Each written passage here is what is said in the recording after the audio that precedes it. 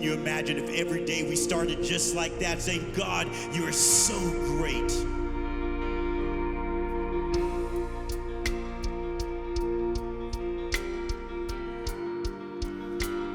I see you, God. I see the works of your hands. Galaxies spin in a heavenly dance. Oh God, all that you are is so overwhelming. And I hear the sound of your voice. All at once it's a gentle and thundering noise. Oh God, all that you are is so overwhelming. I delight myself in you, captivated by your beauty. I'm overwhelmed by you. God, I run into your arms, unashamed because of mercy. I'm overwhelmed by you.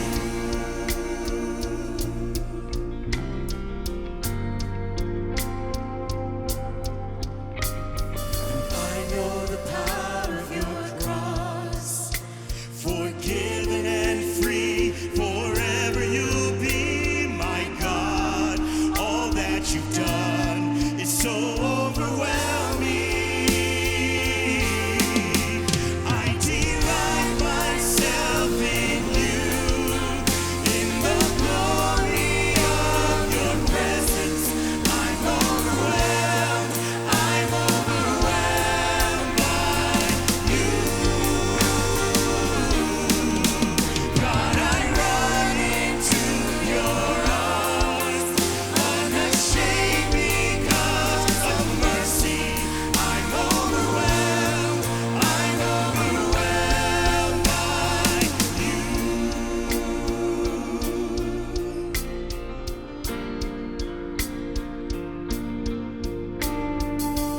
You are beautiful, you are beautiful.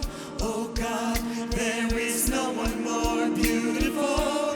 You are beautiful, God, you are the most beautiful. Sing it, church, you are wonderful. You are wonderful, you are wonderful. Oh God, there is no one more wonderful.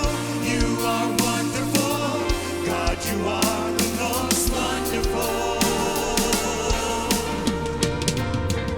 You are glorious, you are glorious. Oh God, there is no one more glorious. You are glorious, God, you are the most glorious.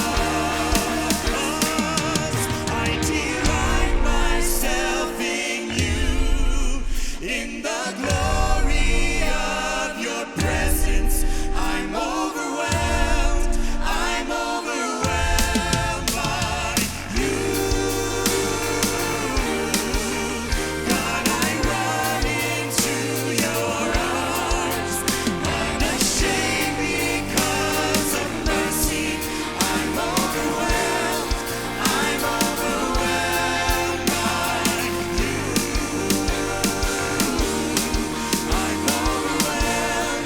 I'm overwhelmed by you.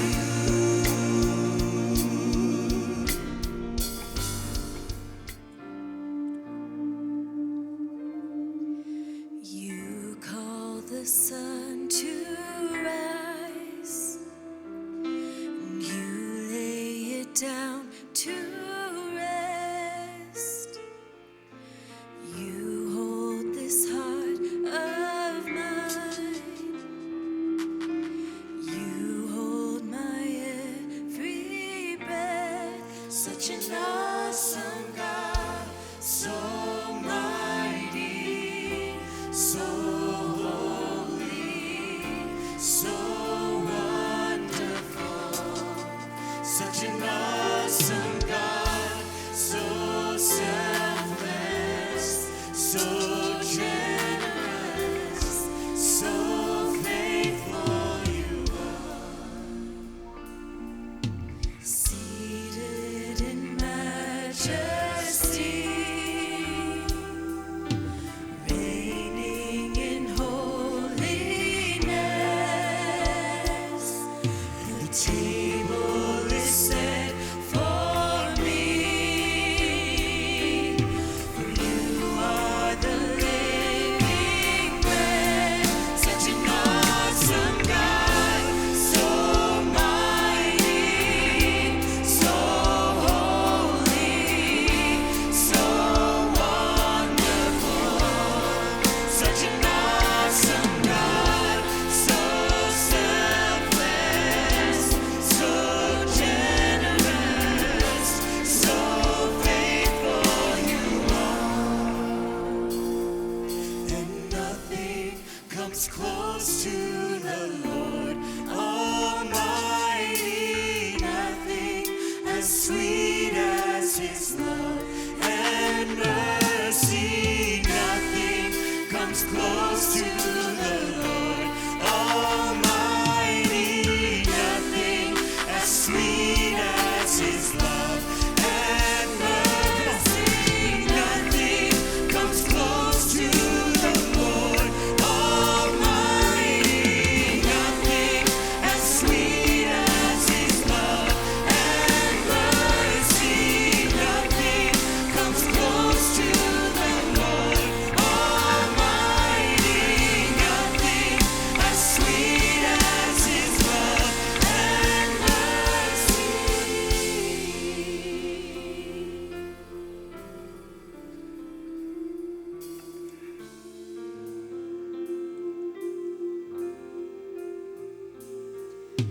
Jesus, the Son of God, hung on a cross to die, but not even death itself could hold you down, for you rose to life. Such an awesome God, so mighty, so holy, so wonderful. Such an awesome God, so selfless, so generous, so faithful you are. Such an awesome God, so mighty, so holy, so wonderful. Such an awesome God, so selfless, so generous, so faithful you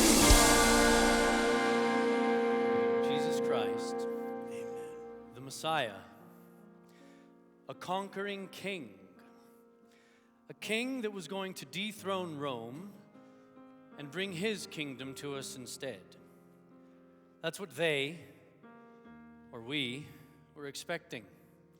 A king maybe 6 feet 7 inches tall, strapping muscles and a chiseled jaw. Someone that was fast and athletic, perhaps like a soldier or a warrior ready to lead. That's exactly what Palm Sunday was about thousands of years ago. A king that was expected to conquer. And the palm branches that were laid down at his feet, it's as if they were weapons ready to be picked right back up. And the hosannas that were shouted into the air, it's as if those were war cries. Crowds were surrounding a king as if they were an army ready to follow this leader and fight for the freedom that had been promised to them in the prophecies. They believed they were on the edge of a war and they were ready to fight. One small problem, though. This king, he was not who they were expecting. He was not kingly at all. He looked like them, dressed like them, spoke like them. He didn't have great wealth or assets with which to wage a war. So who was this king? What was expected and what manifested were two different things. There was a contradiction in that moment. And the other part of this story, the role that the devil played. You see, if Satan himself knew what the plan was, he would have exalted Jesus to the highest throne in the land. He would have wanted him to live, and he would have wanted humans to worship this earthly leader. There is no way that Satan would have led Christ to the cross if he knew what the real plan was. If he had any idea that this humble and meek servant was indeed a conquering king. When Christ was crucified, and through what would seem to be the biggest defeat, he actually conquered sin and death itself. He broke the chains of our oppression and declared victory on our behalf. Just didn't do it the way that anyone thought it was going to happen. But that's often how God's miracles in our life works. So today we celebrate Palm Sunday, and let us recognize why we do. The road to Jerusalem, covered in those leaves, was not a road to where some battle was to be fought by men. That was the road that led to the cross. The cross was the battlefield, and Christ was the only soldier there, the only one needed. The grave was the front lines of that battle, and Jesus, our Lord, fought, defeated Satan, took the keys to death, hell, and the grave, rose victoriously, and offered us that freedom. Palm Sunday is that, the road to our freedom, our peace, our hope, and our promise of everlasting light and eternal love. God bless you.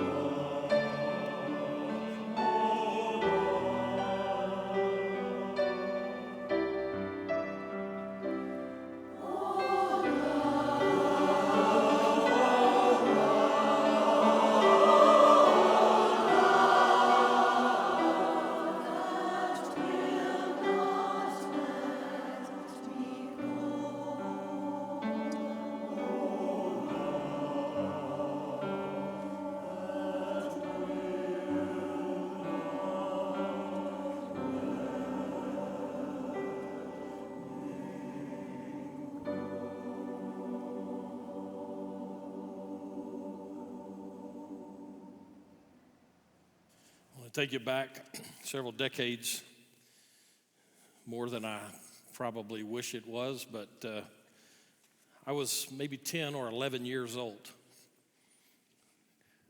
I was born in 1900, none of your business, so that's several years ago now. But my parents had shipped my brother and myself off to San Antonio for a week with our aunt. And I had a cousin who is older than we are, and she happened to be in high school at the time. She drove a little light blue Volkswagen Bug, if you remember those.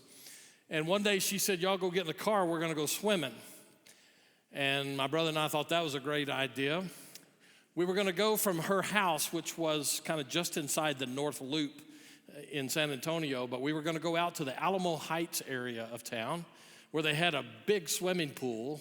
And we didn't know it until we got there, but they also had this incredible diving platform.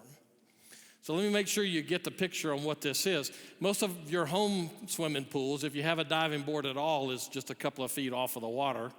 And so that's not too bad. But if you go to like a public pool, the ones that we used to go to at least in Houston and then in other places, they have a high dive, which I don't know, maybe it's 10 feet or so. I don't really know how tall that is. But Alamo Heights Swimming Pool had a diving platform that was 10 meters high. Now from the ground, I don't know meters, right? Because I grew up in the United States, but I think that 10 meters is roughly 30 feet or so, maybe a little bit more than that, okay? Which seemed like, especially for a 10-year-old, how bad could it be, right? So we all got there and we started up the steps, and as we started going up the step, I realized in my 10 or 11-year-old brain that 10 meters actually meant 840 feet. As I was climbing up, I thought, well, this is okay, I can do this. I got up on the top and realized as I looked down just how high it was. And as I turned to start going down the steps, the guy that was working up there said, you can't go down the steps, you have to jump. If you're up this high, you have to jump. And I panicked. And so it came to be my turn. And of course, you know how that is. They have lifeguard up there, and then they have another set of lifeguards down in the pool. And I walked over the edge like this, and I hung my feet over just about like that. And I looked down, and I thought, I don't know if I jump, I'll never hit the water. That's how far it is. And my brain said, don't do it. But I had a guy behind me saying, come on, you have to jump. And my brain says, you be quiet. And the guy said, you have to jump. You're holding up the line. You got to go. And I was paralyzed looking down thinking, I don't know if I'll survive if I do this. But as he's yelling at me, they're yelling at me from down in the pool, I thought, I got to do this. And so I just kind of leaned forward. And as I started leaning forward, I found that gravity took over. And in about 2 seconds, I went from, I'm not going to do this, to, oh my goodness, what have I done? And I realized quickly that I was all in. In other words, I knew that I had reached a point of no return. When you feel the platform go past your head behind you as you're falling, it's too late to change your mind. I start with that today because it is a direct parallel for us as it relates to the Christian life and being and choosing to be followers of Jesus Christ. Let me say that a different way as it relates to the passage we're going to be in today, and that is that following Jesus is an all-in decision.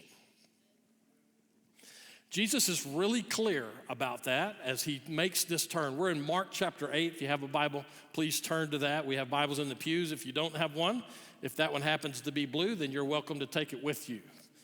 But let me just say that when we come to Mark chapter 8, we've been in this long series now, almost 3 months long, not quite. And as we come to this, what we've been asking all along is, do you believe in Jesus as the Christ? Now, that question is a little harder to answer than we might normally think based on what we've found in Mark's gospel. These disciples, early on when Jesus says, follow me, most of them would say, I believe enough that I'm going to go with you and I will follow you. And so they make that decision and they begin to follow Jesus. But their point of belief is this ever unfolding development. Because we find them in different places where after Jesus does something or after Jesus teaches something, they ask questions like, so who is this that the wind and the sea obey him? So they believe enough to follow, but they don't believe enough to really understand that this is the power of God at work in his life. At another point, Jesus is teaching. And the people who are there, including the disciples, when Jesus finishes teaching, they say, and this, by the way, at the end of the Sermon on the Mount, they say, who is like this guy? Nobody teaches like him. He has authority that even the scribes and the Pharisees don't have. So it's an unfolding, developing kind of belief. And as we come to Mark chapter 8, as last week we looked at this high point in Mark's gospel where Jesus finally puts his disciples to the test.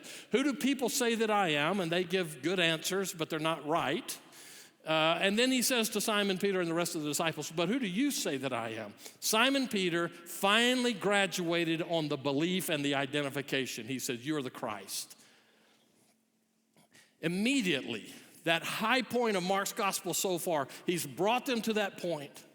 And now, Jesus has turned and he begins to talk to them about rethinking what it means when they call him Messiah.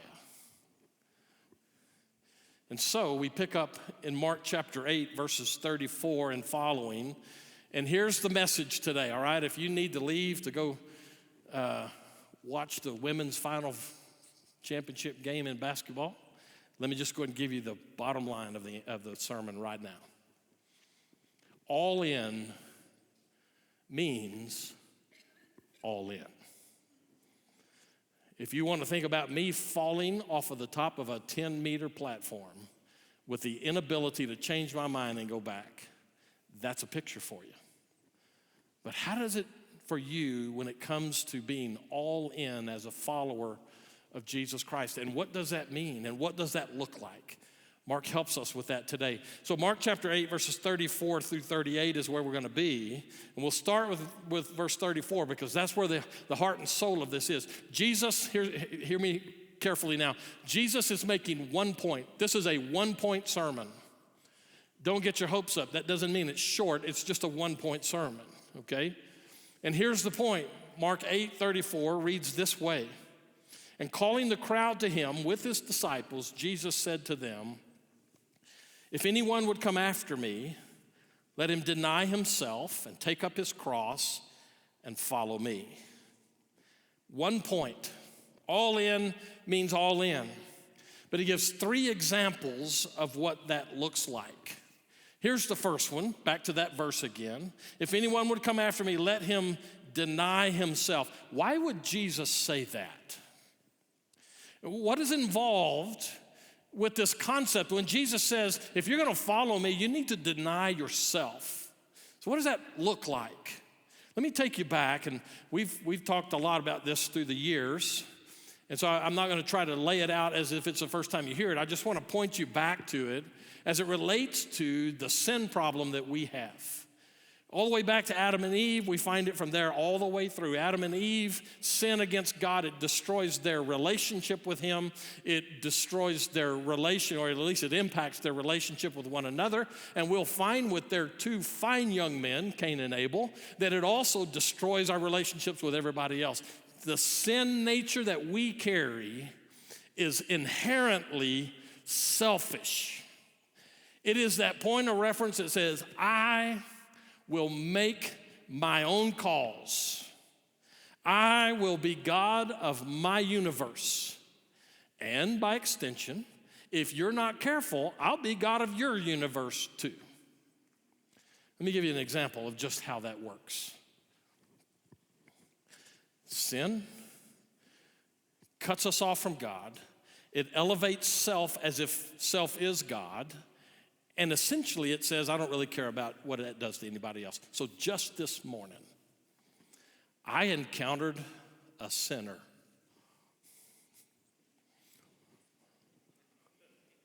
I'm going to let that sink in for you just a little bit. And I'm talking about after I already encountered the one in the mirror in the morning, okay? So Teresa and I stopped on our way to church this morning to get coffee because that's what we should do. So we stopped to get coffee, did the drive-through route, and there was this guy. Now, I don't know who he is. If you happen to be here this morning, God bless you. You know, you kind of got me centered in on the sermon because this guy parked out here. The door to the coffee shop is here. There's another door on the side of the coffee shop over here, and instead of walking directly across 10 steps, maybe 15, he decides to walk, and he chooses a line that keeps him in the drive-through lane for about 4 hours and 29 minutes. And so what could have been a 15-step, 10-step, 15-step crossing became 40 steps. And Teresa and I are sitting in the car in line, and I'm thinking, this guy doesn't care that I need to get to work. Who's got the sin problem there? Don't answer that. Just don't answer that. Sin is where we amplify self-importance. I'll be God. I'll make the calls. I'll decide what's acceptable. I'll decide what I need from you. I'll decide whether or not you've given to me what I need from you. I will be God. And if you're not careful, I'll be God in your universe also. We see that all over our world today. We see it in nation against nation. We see it in politics, well, just a little bit in politics. We see it in churches. We see it in families. I'm God. That's the essence of sin. So Jesus says, if you're going to follow me, you have to deny yourself. Do you see how theologically incompatible those two ideas are? How can you be God and yet deny yourself and let someone else, in this case, Jesus, be God? Okay, so let me just clear it up in case I don't want any confusion. Jesus is already God. We don't get to vote whether he's God or not. Okay? But we do get to choose whether we let him be God in our lives or not. That's his point. So when he begins this idea of, if you're going to follow me, this is what it takes. Remember, the main point that he's getting is all in means all in. And so that begins by addressing a choice to push our sin nature aside.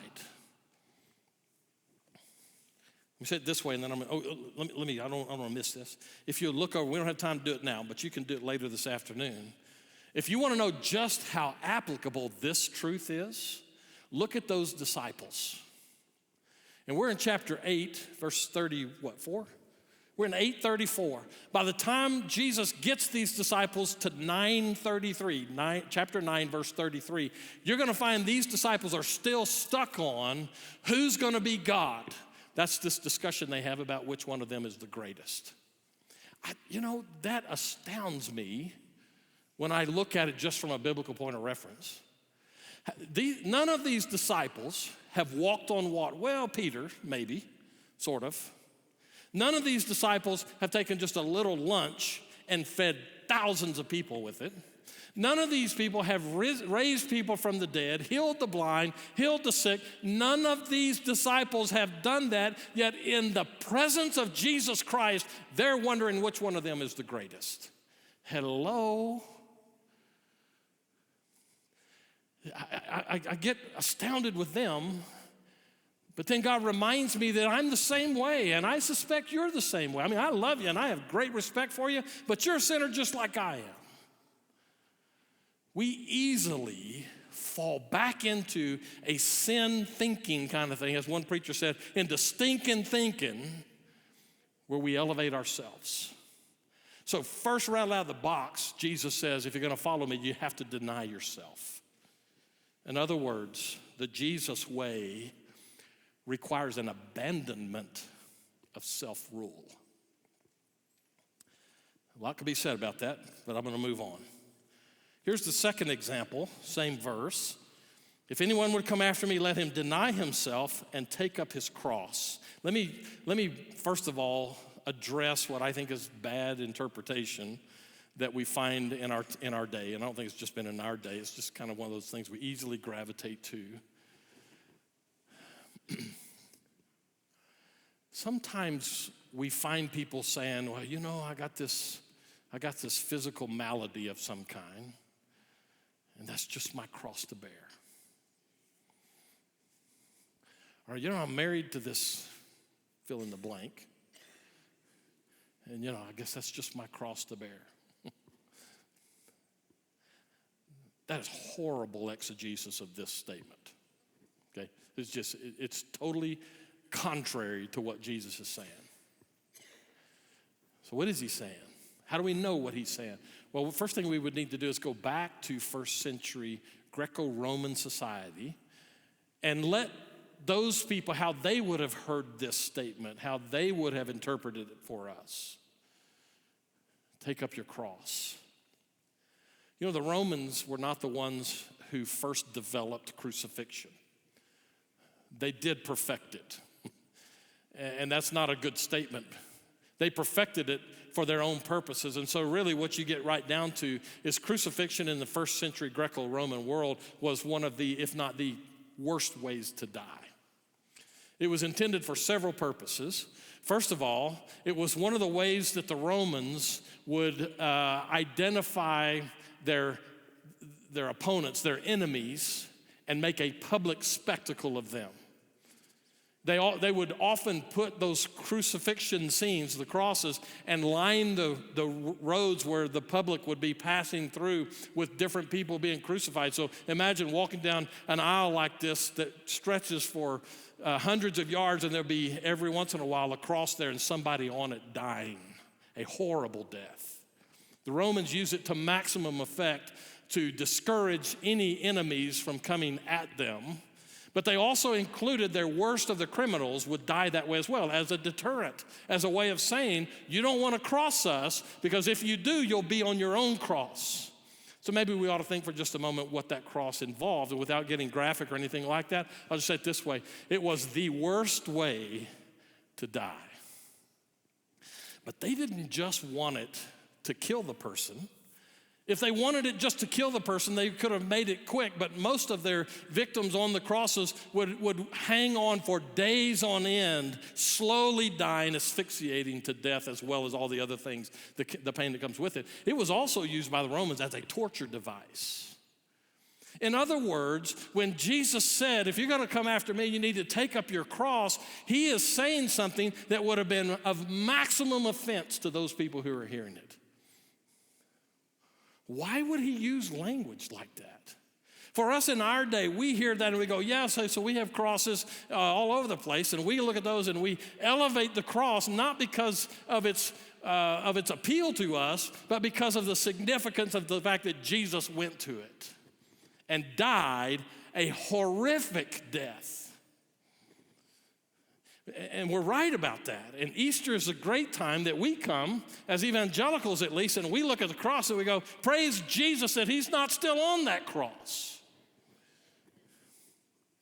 But for those disciples and that crowd to hear that, they must have been totally shocked. What do you mean, take up my cross?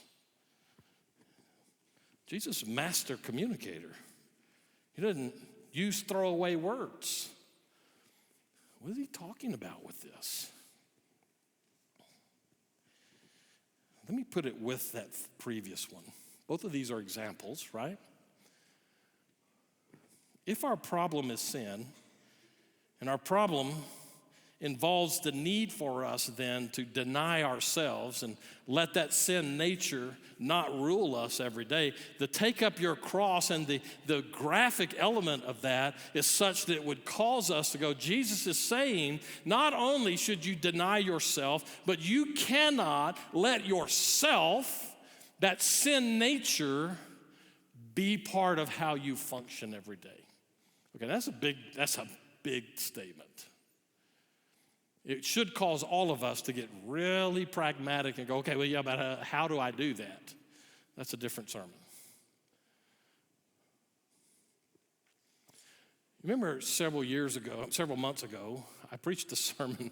I got good conversation based on that. I talked about kingdoms.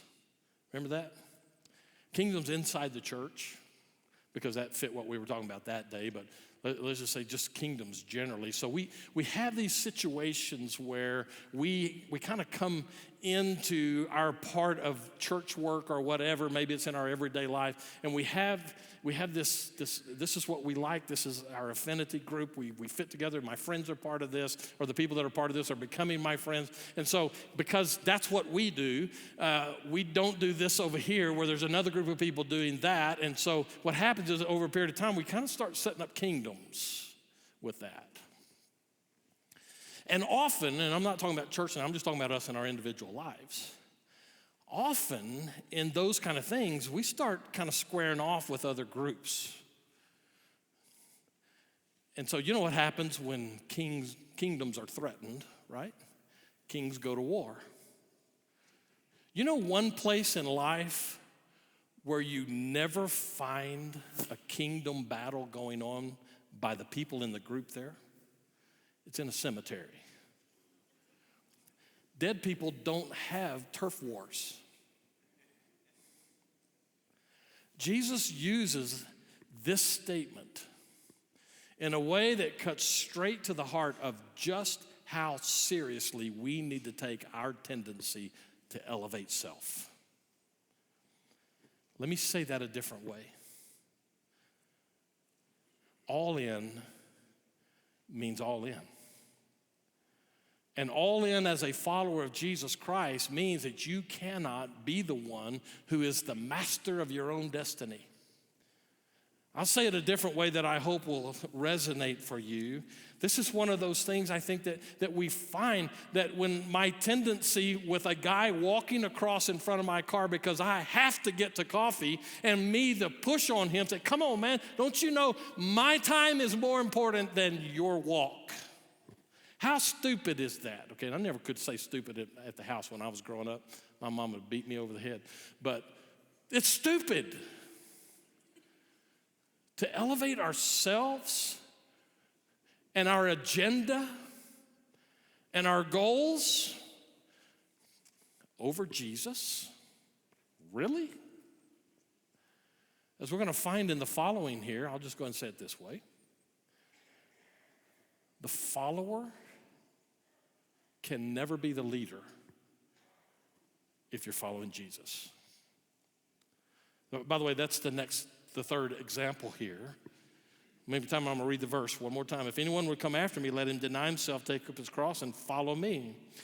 So here's the deal. Interesting. I'm going to go grammar on you here in a minute. So, if you don't like grammar, you don't have to listen for long. 30 seconds. Okay. The first two of these, deny yourself, take up your cross, are written in point of time action. Okay? It's deny yourself. That's a point in time. As he looks at it, he says, it's a point in time. You do this, and there are results. Deny yourself, take up your cross. But follow me is a verb that is continuing. As a matter of fact, it's present tense. It never finishes. So we might look at it this way. Jesus saying, if you're going to follow me, you have to make a point-in-time decision that says, I will not try to be God. And secondly, you have to make a point-in-time decision that says, I will forever renounce my ability to call the shots in my own life, and then you follow Jesus, and you follow Jesus, and you follow Jesus, and you follow Jesus. It's a brilliant way to make his point. Because if you do one, deny yourself, and two, take up your cross, you have chosen to be all in as a disciple. But tomorrow, you have to choose to follow him again. And the next day, you have to choose to follow him again. And sometimes it's not daily, sometimes it's hourly, sometimes it's minute by minute, especially if you go to a coffee shop and somebody gets in your way. Do you think for a second that would have bothered Jesus that some guy took the long way to the door? All in is all in. until we reach, this is going to be a little challenging for you. Simon Peter has already proven to us this breaks down, or how easy it is to break down at least. That's from last week. Who do people say that I am? Well, some say John the Baptist, some say Elijah, some say one of the prophets. But who do you say that I am? Simon Peter said, you're the Christ. And before he could take another breath, Jesus said, okay, so here I'm going to go die now. Pretty quickly, we're about to make this turn, and the Son of Man comes, and I'm going to go, and I'm going to be beaten, and I'm going to be crucified. He didn't say crucified. I'm going to be killed, and then I'm going to rise from the dead. And Simon Peter pulls him aside and says, who do you think you are? Did you not hear me say you're the Christ? And our Christ won't die. And Jesus said, all right, Satan. You see what Simon Peter did in that? He immediately, after getting Jesus' identity right, he immediately put himself as if he's God. You ever do that? Don't raise your hand. Don't raise your hand. You ever do that? Something comes along in your life that begins to rank a little higher, and so you want it badly enough that you have a conversation with God. We call it prayer. A conversation with God says, okay, God, you need to do this now. Deny yourself. Take up your cross and follow. Judas Iscariot is also going to show us just how easy it is to blow it on this. Because in our scheme of things, we now enter what some people call Holy Week. And towards the end of Holy Week, we're going to be reminded that there was a day, a point in time, that one of Jesus' own disciples sold him out because Judas's agenda was bigger than Jesus's was, he thought. Christians sell Jesus out all the time. We just don't call it a Judas moment. So following Jesus requires a total surrender of self. Let me just say that in case that's a little much for you, in case Jesus' hard line on what constitutes a follower is a little much for you, if it gives you pause, then I would suggest to you that you'd not stop reading where we've stopped, okay? Because Jesus turns after making that hard. I mean, Dietrich Bonhoeffer, I mentioned this last week, I think, one of the greatest theologians and thinkers, Christian thinkers of the 20th century, who was ultimately killed, martyred by the Nazi regime in Germany. While he was in prison, he wrote extensively, was a pastor before that, and did a lot of different things. But Dietrich Bonhoeffer, when it comes to talking about discipleship and the cost of discipleship, one of the great books of Christian history, he says, to come to Jesus is in fact to be willing to come and die. For these disciples, let's just flesh that out. For these disciples, before it's all said and done, that's exactly what they're going to do. And so Jesus gives them a little more to work with here. So that's the point, and that's the three examples of the point. But then he comes and he gives them some good arguments for making that radical choice to let him be in charge. We pick up reading in verse 35. For whoever would save his life will lose it, but whoever loses his life for my sake and the gospel's will save it. For what does it profit a man to gain the whole world and forfeit his soul? For what can a man give in return for his soul? Jesus emphasizes there exactly what is at stake. It's life. What would cause you to be willing to turn your back on your own ability to direct your life?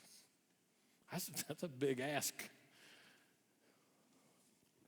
But Jesus says in John chapter 10, verse 10, the thief comes to steal and to kill and destroy, but I have come that you may have what? Life. And I'll finish it out with the Rotramel translation for the day, that you may have life that will blow your mind. That's how he writes it.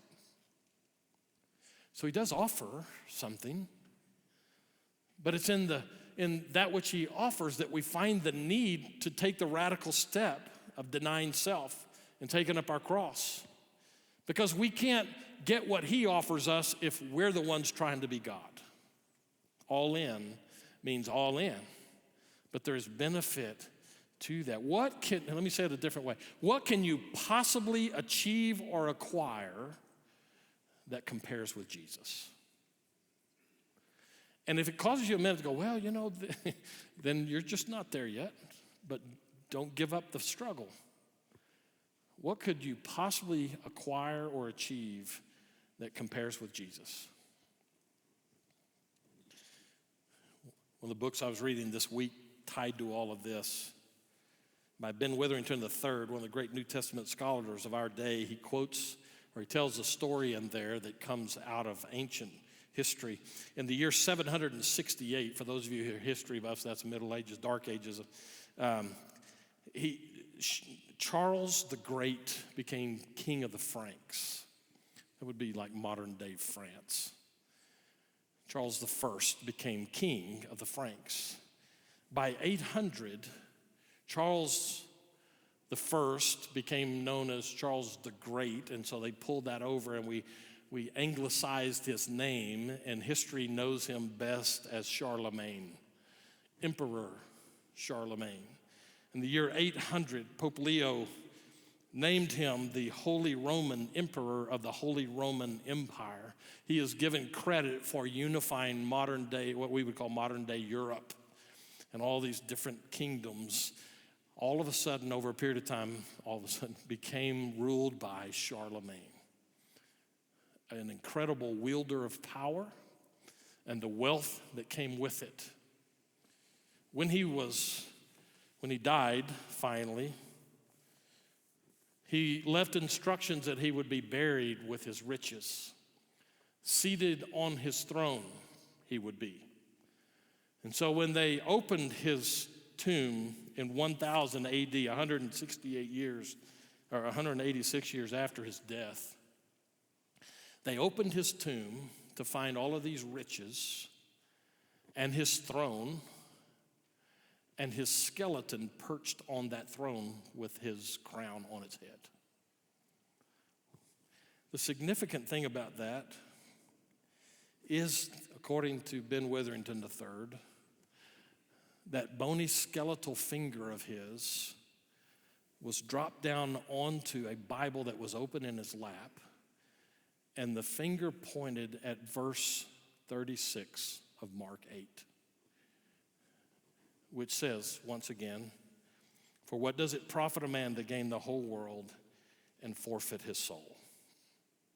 What could you possibly acquire or achieve that compares with Jesus? Mark 38 is the last argument Jesus gives for this, for doing it. And he puts it in relationship kind of language, verse 38, "For whoever is ashamed of me and my words in this adulterous, sinful generation, of him will the Son of Man also be ashamed when he comes in the glory of his Father with the holy angels." Those disciples did not know that just in a short period of time, they would be thrust into that decision. When Jesus is arrested and beaten and hung on a cross, all of a sudden, they had to decide, are they followers or not? I would suggest to you that in this case, shame is a product of misplaced value. If I hold something else to be more important than Jesus, that's a misplaced value. And you'll never be willing to deny yourself and take up your cross and follow him. I'll close with this. Years ago, I was in, you know what Baptist Mecca is? It's Waco, Texas, Baylor University. Okay, that tongue-in-cheek, in case you're wondering, Baptists don't have Mecca, and it certainly would not be Baylor University if we did. But I happened to be there as a youth minister, summer camp, super summer they called it. It was a leadership development camp for teenagers. And so I took a handful of kids, leadership development, so you don't take a bunch. I took a few kids with me. And so they were busy all day long, but in the evenings we would have these kind of chapel-type worship services. And it was in one of those services that I don't remember who the guy was who was doing the preaching, but I remember thinking, this guy's pretty good. And he got to the end of it all, and mirroring what we've seen here today, all in is all in. He stood and he got to the invitation and he said this, you know what, I don't know who came up with this practice of every head bowed and every eyes closed, and if you think you want to make a decision for Jesus, just slip your hand up, and and we don't want to embarrass anybody or anything like that. He says, that's a bunch of garbage. He said, Jesus never called you to be a secret disciple. He said, so here's the invitation. If you're here and you want to be a follower of Jesus Christ and you're willing to put everything else behind you, I don't want you head bowed, eyes closed, slip your hand up. He said, if you're here and you're ready to make that choice, I want you to stand up right where you are and let it be known that you're going to be a follower of Jesus. And I mean, it was like it is now in here. Nothing. Nobody's moving. Nobody's breathing. And then finally, this one guy stood up. He happened to be the guy that I had been watching all week long, Mr. Wonderful. Every youth camp has a Mr. Wonderful as part of it, right? Big football star. And so wherever he would go, there would be this group of people following him around. Like, oh, yeah. And this guy stood up and in strong voice, he answered the question of the guy out there. He said, so what are you doing standing up? And that kid said, I want to be a follower of Jesus Christ. I give him my life. I will go wherever he tells me to go. I'll do whatever he wants me to do. I've been living for myself. Everything changes right now for me. I'm going to follow Jesus. And I thought, I wish I'd have had that kind of confidence in Jesus long before I did. So what about you? How's your following going with Jesus these days? Let's pray. This invitation time with your heads bowed and eyes closed. This invitation time is for you to do something with this service. Maybe the music, something happened with you and God spoke to you through that. Maybe it's through his word. Maybe it's through something in Sunday school. Maybe it's just because God's been working on you, whatever it is. And so if you don't know Jesus Christ and you're ready to follow him, we're going to invite you to just kind of walk down here. I'll be down front and be happy to visit with you about that.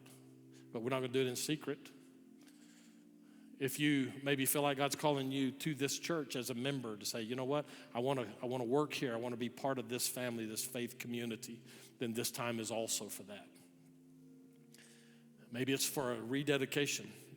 Something's happened today and you go, you know what, I probably should get this straight. Whatever it is, now's the time. So Lord, use the time, be glorified in it, change lives in it. Give your spirit freedom to work within us is our prayer in Jesus' name. Amen. Let's stand and sing. Take up thy cross and follow